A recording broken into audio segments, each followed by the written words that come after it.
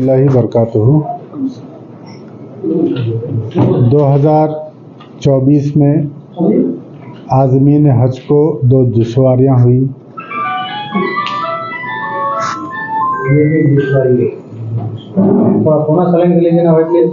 24 में आज़मीन हज को 2 दुश्वारियाँ हुई। उन तमाम दुश्वारियों को काफ़ी हज कमेटी में बैठकर जो तकालीफ हुए वो हम सीएम साहब जनाब रेवंत रेड्डी साहब को उसकी नुमाइंदगी करें। सीएम साहब ने सेंट्रल हज कमेटी ऑफ इंडिया और मिनिस्ट्री ऑफ माइनॉरिटीज़ अफेयर्स यानी हुकूमत हिंद को नुमाइंदगी की कि ये दुश्वारियाँ हैं, इससे हमारे तेलंगाना के आज़मीन हज को तकलीफ़ हुई है। 2 रोज़ कबल ऑल इंडिया हज कमेटी के चेयरमैन की एक कॉन्फ्रेंस हुई जिसको मिनिस्टर साहब ने माइनॉरिटीज़ अफेयर्स की जो मिनिस्टर हैं उन्होंने उसकी सदारत की और ये स्टेट मिनिस्टर भी थे, सेंट्रल हज कमेटी के चेयरमैन भी थे और सेक्रेटरीज भी वहाँ पर मौजूद थे। अच्छा तबादुल ख्याल हुआ।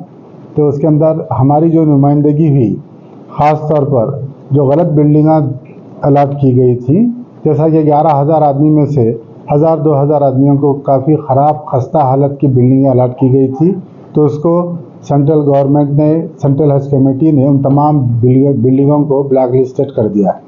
वो बिल्डिंगों को आइंदा हुकूमत हिंद किराए पर नहीं लेगी।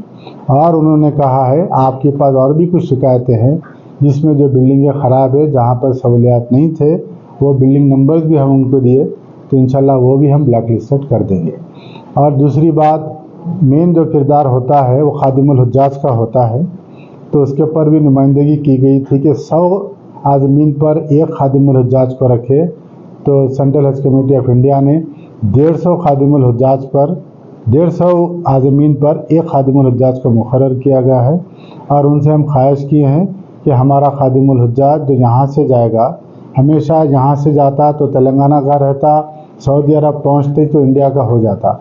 तो मैंने ये ख्वाहिश की है, बाज़ाब्ता लिखत हमने नुमाइंदगी की है कि यहाँ हम 150 आदमी उस खादिमुल हुज्जाज को नाम बदलकर उन्होंने हज इंस्पेक्टर रखा है, तो वो हज इंस्पेक्टर को 150 आदमी हम यहाँ तफवीज़ करेंगे। यहाँ ट्रेनिंग कैंप में उनके साथ रहेगा, प्लेन में उनके साथ रहेगा, बिल्डिंगों में उनके साथ रहेगा। वही खादिमुल हुज्जाज आकर उन आदमीन के साथ वापस हैदराबाद एयरपोर्ट तक इसकी खिदमत साथ रहेगी।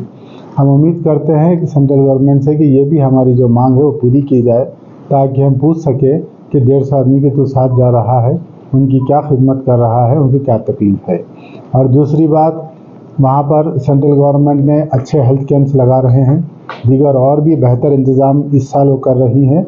हम स्टेट हज कमेटी की तरफ से मुतालबा कर रहे हैं कि हमारा भी कंट्रोल रूम, हमारा भी स्टाफ जो हज नहीं करेगा वहाँ पर आज़मीन हज की खिदमत करेगा, हमें कंट्रोल रूम लगाने की इजाज़त दी जाए, उनको वीज़ा मुहैया किया जाए और उनको भेजेंगे यहाँ से एक टीम जो हमारे स्टेट के लोगों को नुमाइंदगी करेगी।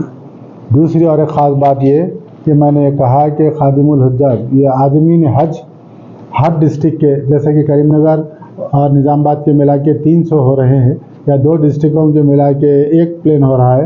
हैदराबाद में भी जो है अलग अलग डिस्ट्रिक्टों के, अलग अलग जगह के, हर डिस्ट्रिक्ट के 1 प्लेन में अगर भेजा जाए, क्योंकि तरबियत भी एक जगह होती है, प्लेन में भी एक जगह साथ रहेंगे, बिल्डिंग में भी एक जगह साथ रहेंगे, तो आज़मीन भी एक दूसरे की साथ दे सकेंगे, एक दूसरे की मदद कर सकेंगे, ताकि उस पर कोई दुश्वारी ना हो।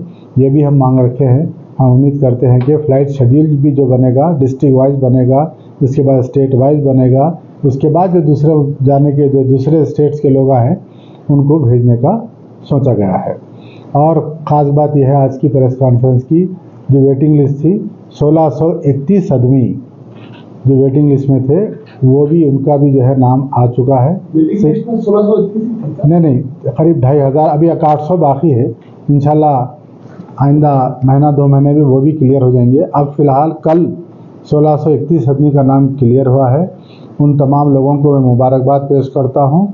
उनसे मैं ख्वाहिश करता हूँ कि 2,72,300 रुपये फ़ौरन जमा करा दें, और सादत हज उनको नसीब हुई है तो फ़ौरन जमा कराकर उसके अंदर शामिल हो जाए। इसकी आखिरी डेट है, क्योंकि जो फर्स्ट इंस्टॉलमेंट पे करे उनको भी सेकंड इंस्टॉलमेंट पे कर देना है तब तक, और जो 16 से 31 आदमी का नाम आया है उन तमाम हजरात से भी ख्वाहिश है कि 16 दिसंबर से पहले वो जो है 2,72,300 रुपये जमा करा दें।